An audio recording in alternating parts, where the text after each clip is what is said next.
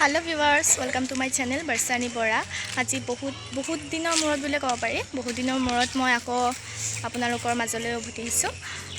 আজি দেখাম আমাৰ কামপুৰৰ দুৰ্দশা বুলি ক'ব পৰা যায়, কাৰণ আমাৰ কামপুৰত বহুত অনিষ্ট হৈছে, যি এতিয়া পলয়ংকাৰী বান আহিছে। তো মই আজি সকলোবোৰ দৃশ্য দেখাই যাম। মই এটা পথ দুৰ্ঘটনাত গুৰুতৰভাৱে আহত হোৱা বাবে ইমান দিনে আপোনালোকৰ মাজত ভিডিঅ' আগবঢ়াব পৰা নাছিলোঁ। আশা কৰোঁ আজিৰ ভিডিঅ'টো আপোনালোকে শেষলৈকে চাব।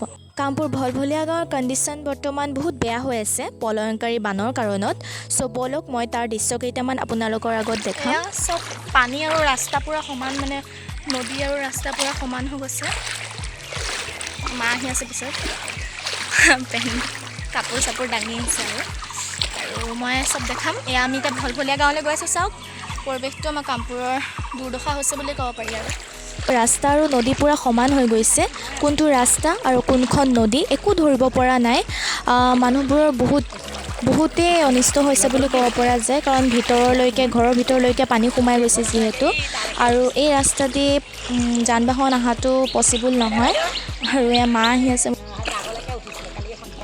বৰ্তমান আমাৰ কামপুৰৰ অৱস্থা বহুত দুখজনীয় বুলি ক'ব পাৰি, কাৰণ এয়া মোৰ পিছ চাইডে চাওক, মানুহৰ ঘৰ মানে নদীৰ সমানেই হৈ গৈছে।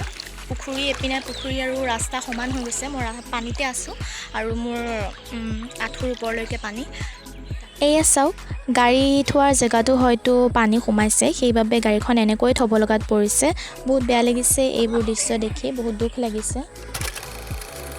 এইটো আমাৰ খুৰীহঁত থকা ঘৰ, আৰু আপোনালোকে হয়তো দেখা পাইছে মোৰ পিছফালে কিমান পানী উঠিছে আৰু বহুত বস্তু অনিষ্ট হৈছে। বৰ্তমান খুৰীহঁত আমাৰ ঘৰতে থাকিব লগাত পৰিছে, কাৰণ ঘৰত থাকিব পৰা অৱস্থা বৰ্তমান নাই।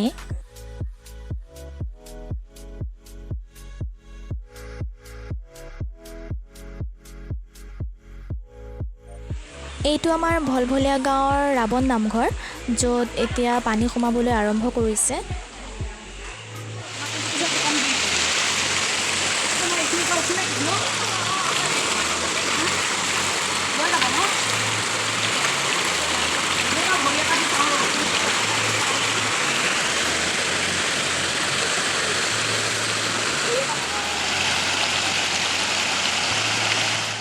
এতিয়া যিহেতু আমি ৰাস্তাৰে যাব পৰা অৱস্থা নাই, গোটেই পানীৰে ভৰ্তি হৈ আছে ৰাস্তাবোৰ, সেইকাৰণে আমি ৰে'লগেটেদি আহিছোঁ। আমি যাওঁ ৰে'ল ৰাস্তাৰে।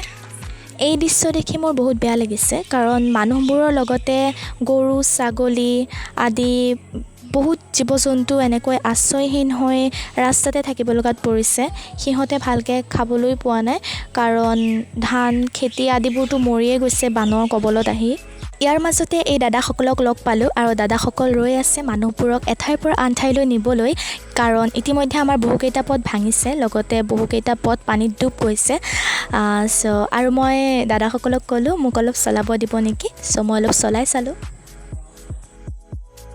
যিহেতু সকলোবোৰ মানুহৰ ঘৰতে পানী, মানুহবোৰে ৰাস্তাত শিবিৰ পাতি বাস কৰিব লগাত পৰিছে।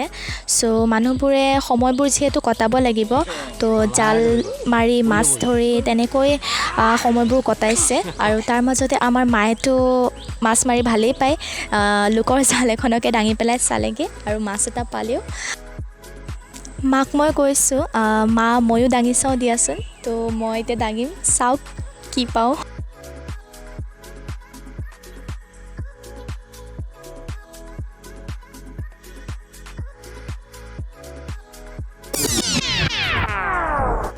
এয়া দেখিছে আমাৰ মায়ে কিমান ডাঙৰ বৰালি মাছ এটা ধৰিলে, আৰু সকলোকে দেখাই ফূৰ্তি কৰিছে। হেল্ল' ভিউৱাৰ্ছ, তো আজি মই যিমানখিনি পাৰিলোঁ সিমানখিনি মই আপোনালোকৰ আগত দেখালোঁ।